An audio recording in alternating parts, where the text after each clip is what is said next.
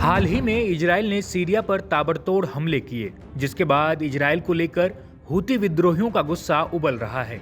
Israel का यह हमला राजधानी दमिश्क पर किया गया।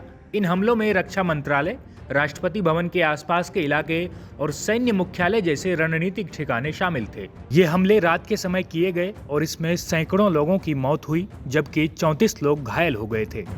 इजराइल के इस हमले के बाद हूती विद्रोही बौखला उठे हैं। हूतियों ने बीते 17 जुलाई को इजराइल को खुली चेतावनी दी है। हूती नेता अब्दुल अल मलिक ने अरब देशों को भी खुली धमकी दी है। अल हूती ने आरोप लगाया कि इजराइल पूरे मिडिल ईस्ट में कब्जा करने की प्लानिंग कर रहा है और सीरिया पर हमला भी इसी प्लानिंग के तहत की गई थी। इसके अलावा अल हूती ने और भी कई दावे किए हैं और इजराइल के खिलाफ अपने प्लानिंग की भी बात की है, जो हम आपको इस वीडियो में बताने वाले हैं। यमन के हूती विद्रोही संगठन के प्रमुख अब्दुल मलिक अल हूती ने एक बड़ा दावा किया है। उन्होंने कहा कि उनकी सेना को अमेरिका और इजराइल की एक गुप्त योजना के बारे में जानकारी मिली है। इस योजना का मकसद मिडिल ईस्ट के देशों पर धीरे धीरे कब्जा करना है, और वो भी बिना सीधे युद्ध किए। अल हूती ने अपने टेलीविजन भाषण में बताया कि यह कोई साधारण योजना नहीं है। उन्होंने कहा कि यह अमेरिका और इजराइल की एक ऐसी चाल है जिससे अरब देशों को कमजोर किया जाएगा और उनके ऊपर दबाव बनाया जाएगा। उन्होंने इसे बिना युद्ध के कब्जा करने की नीति कहा है। हूती नेता ने यह भी कहा कि यह योजना सिर्फ यमन के लिए नहीं, बल्कि पूरे अरब और इस्लामी दुनिया के लिए खतरा है।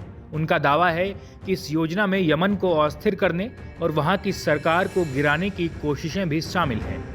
इजराइल के इस हमले पर कई देशों ने प्रतिक्रिया दी है, वो भी आपको बताते हैं। रूस, ईरान, संयुक्त राष्ट्र और यूरोपियन यूनियन ने इजराइल की निंदा की है। वहीं अमेरिका, तुर्की और कई अरब देशों ने क्षेत्र में बढ़ रहे तनाव को लेकर चिंता जताई और जल्द से जल्द सीज फायर की अपील की है। विशेषज्ञों का कहना है कि इजराइल इन हमलों के जरिए सीरिया में अपना नियंत्रण मजबूत करना चाहता है। वह चाहता है कि सीरियाई सेना इस क्षेत्र से पीछे हटे, जिससे वह अपने सुरक्षा हितों की रक्षा कर सके। इस संघर्ष के बीच हूती नेता का यह दावा काफी अहम हो जाता है। अल हूती ने यह चेतावनी दी कि उनकी सेना इजराइल के इस साजिश का डटकर मुकाबला करेगी। उन्होंने कहा कि हूती अपने देश और धर्म की रक्षा के लिए पूरी तरह तैयार है। उन्होंने यह भी बताया कि उनकी सेना ने इस योजना से जुड़े कई अहम दस्तावेज और सबूत अपने कब्जे में ले लिए हैं। गौरतलब है कि यमन में कई सालों से संघर्ष चल रहा है। एक तरफ हूती विद्रोही हैं, तो दूसरी तरफ सऊदी अरब और उसके समर्थित लोग। इस वजह से यमन में लाखों लोग प्रभावित हुए हैं और हालात बहुत खराब हैं। News report, India.com।